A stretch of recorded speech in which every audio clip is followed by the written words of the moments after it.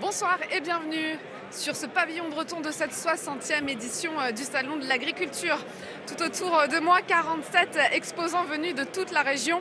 Ils seront en quelque sorte les porte-paroles de la gastronomie bretonne jusqu'au 3 mars sur ce Salon de l'Agriculture. Parmi ces exposants, il y a cet artisan glacier des Côtes d'Armor basé à Trégueux, près de Saint-Brieuc. Nous les avons rencontrés juste avant le Salon de l'Agriculture. Je vous propose de découvrir ce reportage de Nathalie Rossignol et Fabrice Leroy. Du lait, du beurre, des œufs, dans ce laboratoire de la banlieue de Saint-Brieuc sont préparés artisanalement des milliers de litres de glace et certains à destination de la porte de Versailles à Paris.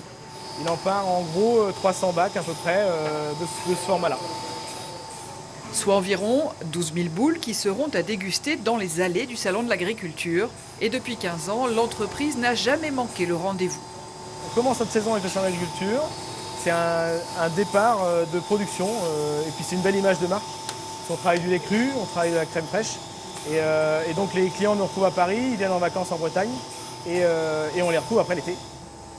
Un beau volume vendu, des particuliers à fidéliser, mais aussi de futurs marchés décrochés. Il y a des professionnels effectivement qui peuvent goûter les glaces et ça peut amener des débouchés notamment comme Biocop qui ont goûté les parfums.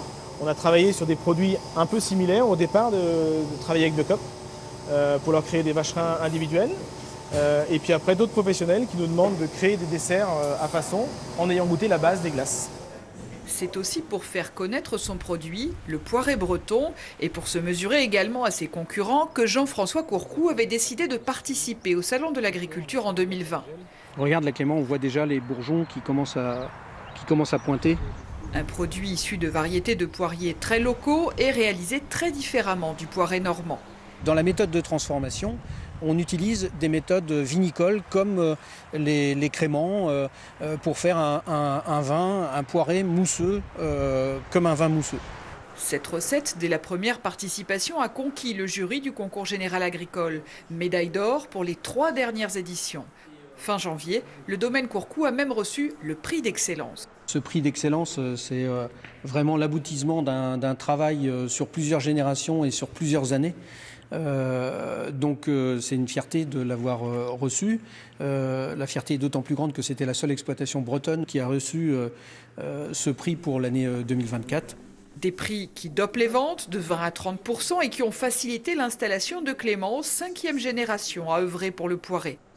Quand on s'installe dans une continuité d'un travail familial où on a obtenu déjà plusieurs médailles d'or au Salon de l'Agriculture, nos différents partenaires, que ce soit bancaires, assurances, etc., sont beaucoup plus confiants et souvent nous poussent à aller toujours un petit peu plus loin et de continuer cette belle aventure familiale. Une aventure qui va se poursuivre mardi dans les verres du jury avec l'espoir d'une nouvelle médaille pour le cru 2024.